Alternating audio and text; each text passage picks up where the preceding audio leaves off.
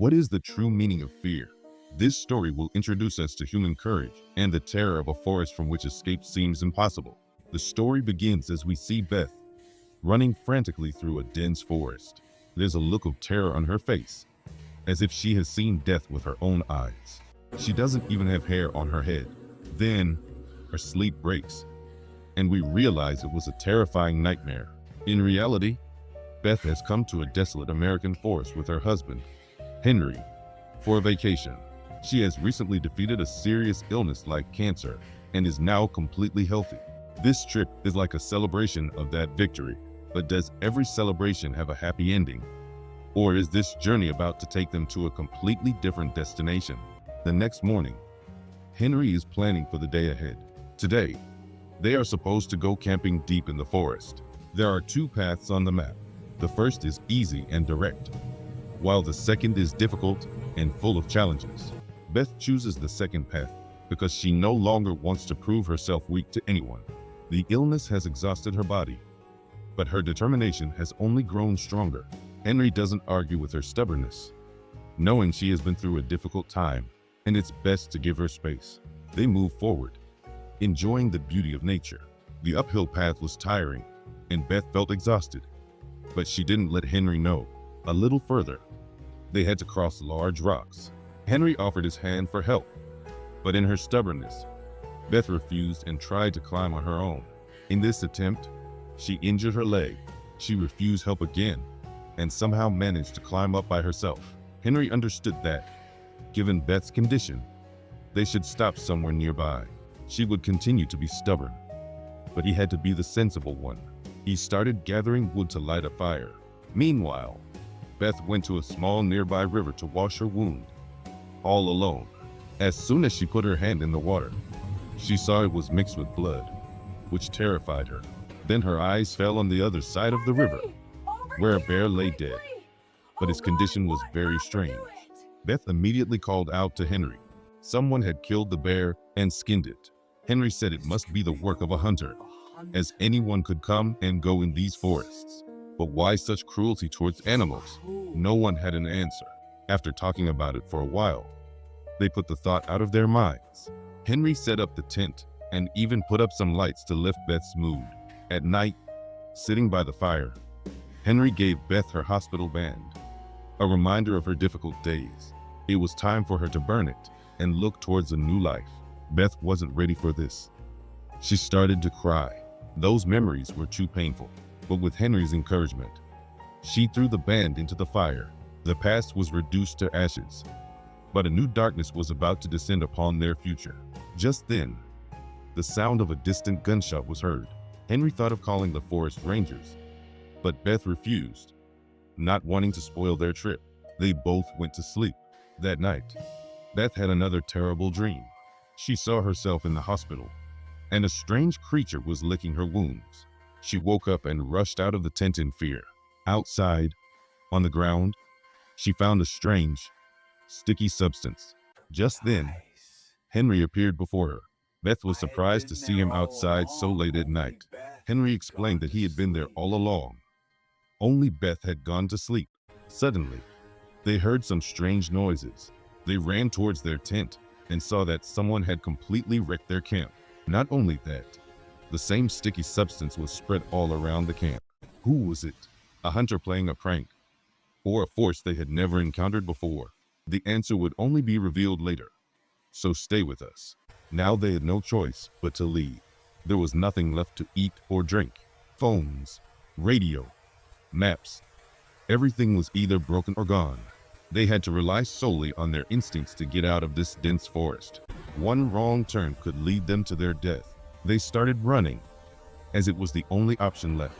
Suddenly, a strange black smoke appeared before them, which seemed to pull Beth in. She just kept staring at it. Henry pulled her away from there, and they spent the night hiding behind a tree. When morning came, they drank some water. Just then, Beth felt something strange again. This time, it felt as if some unseen force was taking control of her. But Henry's scream broke her trance. His foot was caught in a hunter's trap.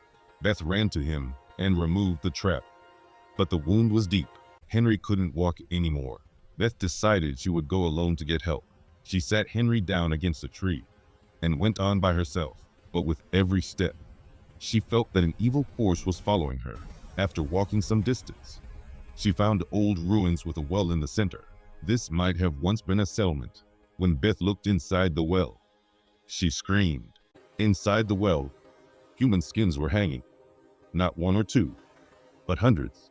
She ran in fear, but the force was still after her. Suddenly, someone grabbed her and pulled her under a tree to hide. It was a man who had saved her from the entity, which was sitting right on the tree above. The man, like them, was trapped here, but he had been here for a long time. This made one thing clear. Whoever enters this forest cannot leave without the entity's permission. The man took Beth and Henry to his shelter and gave them something to eat. At first, they didn't think the man was trustworthy, as he wasn't speaking. But after a while, he introduced himself as Vin.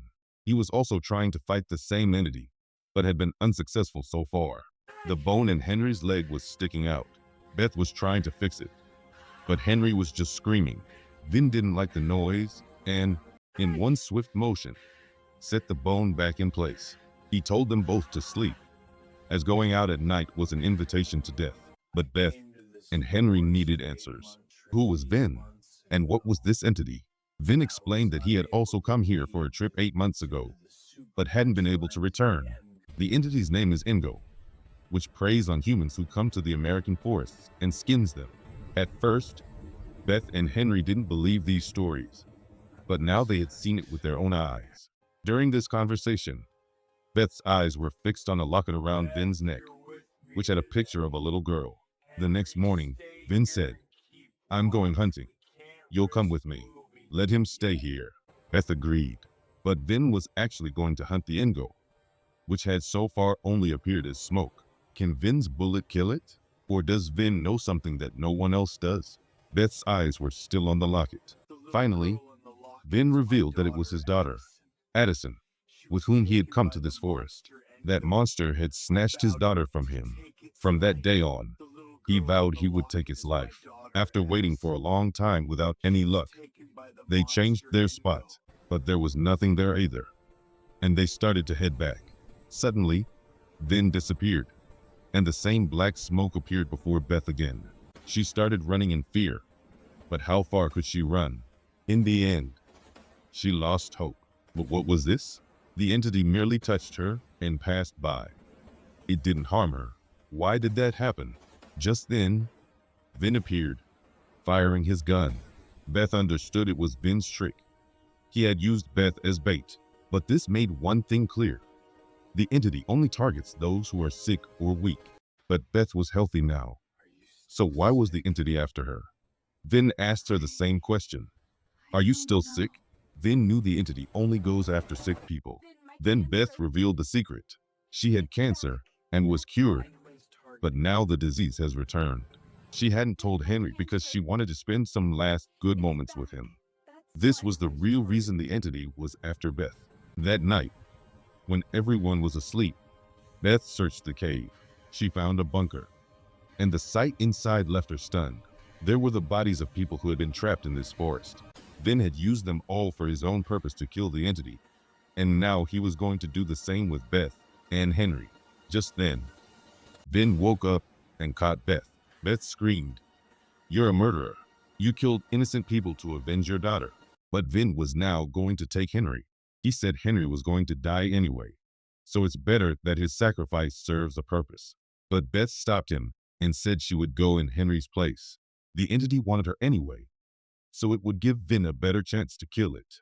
After much pleading from Beth, Vin finally agreed. She asked Vin what she had to do, scream or hang. Vin gave no answer.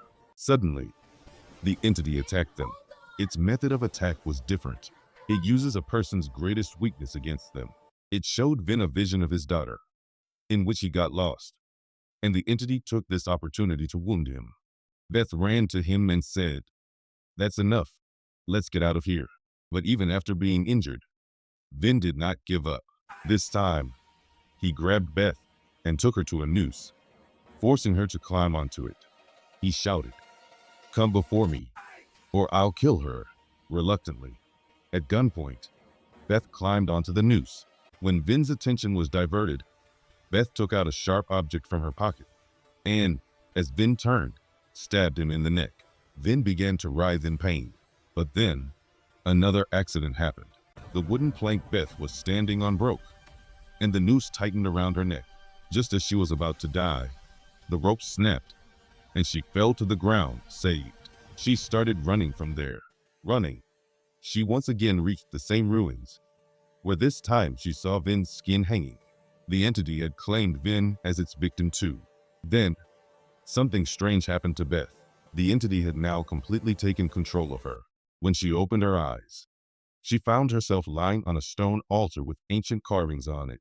This was the place where some people willingly surrendered themselves to the entity, and the entity itself chose those people. It had chosen Beth because her heart was pure. Even though she was sick, she had never wished ill on anyone. Perhaps that's why she was still alive. But she was not ready to be sacrificed. So she started running. But every time, she would end up back at the same place. Then she remembered what Vin had said. When this entity is in its physical form, we can kill it. This time, when the entity came close to her, Beth attacked it with a knife. Its body was torn to pieces. In the end, a worm-like creature emerged from its body and tried to enter Beth. Perhaps this was the true source of the entity. Beth crushed it under her foot, finishing it for good. She immediately got out of that place and reached her husband. Together, they got out of that terrifying forest. If you like this story, please like the video and stay connected with Winds of Thought. And with that, this story comes to an end.